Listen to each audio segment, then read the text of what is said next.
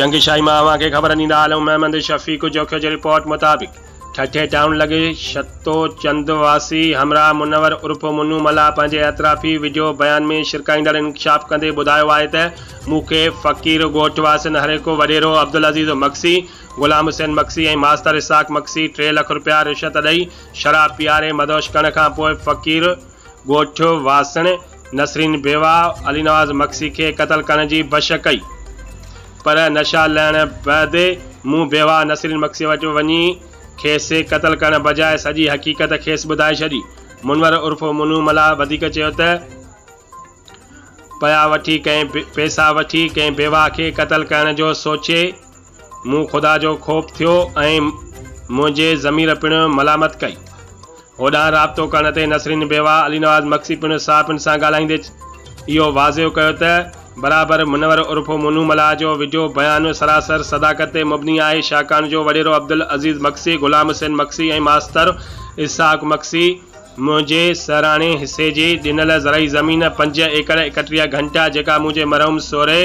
महमद बचल मुंहिंजे मरहूम मुड़ुस अली नवाज़ मक्सीअ खे हिसे में ॾिनी हुई, जंहिं ते हाणे वॾेरो अब्दुल अज़ीज़ मक्सी, मास्तर इसाक मक्सी ऐं मुंहिंजो ॾेर ग़ुलाम हुसैन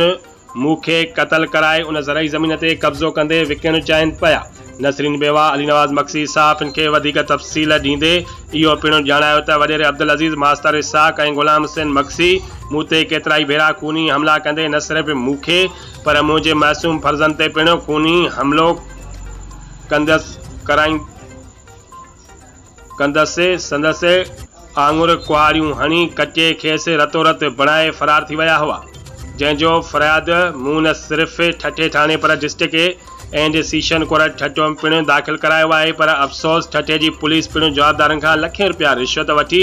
खेनि गिरफ़्तार करण बजाय मूंखे क़तल करण लाइ छॾे ॾिनो आहे। बेवा नसरीन मक्सी इहो पिणु बयानु ॾिनो आहे त मूंखे अगरि मथे ॼाणायल जवाबदारनि पारां क़तल कयो वियो त उन क़तल में सिधी FIR SHO ठठो ऐं ठठो पुलिस ते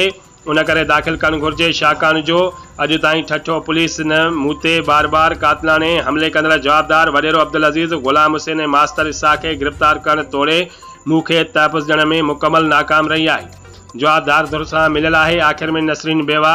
अली नवाज़ मक्सी governor Sindh, home minister, IG Sindh, DIG Hyderabad ऐं इंसानी हक़नि जे तंज़ीमुनि खे खेसि ऐं संदसि बच्चनि खे तहफ़ुज़ ॾियण सां गॾु मुंहिंजे कब्ज़े हेठि आयल ज़मीन आबाद कराए ॾियण जो पिणु मुतालबो कयो आहे। हिन माईअ जे मूंखे अज़ीज़ मक्सी ऐं मास्तर चयो त हिन माईअ खे जहिड़ो ॿेड़ो कर असीं तोखे पैसा ॾींदासीं, ॿियो केरु ऐं पैसा जेके मूंखे बसऊं उहो मूंखे ख़बर आहे, बाक़ी असीं मोहाली माण्हू आहियूं, मूं दिलि सां न को आउं हुनखे सुञाण न को मूंखे मक्सी थोरो ठरो प्यारे ग़लति ॻाल्हायो, मूंखां ग़लती थी आहे, ऐं माई खां माफ़ी चवंदा सुबुह जो पाण मनू मल्हायां पई ऐं पाण क़बूल करियां थो मुंहिंजी जीजल मूंखां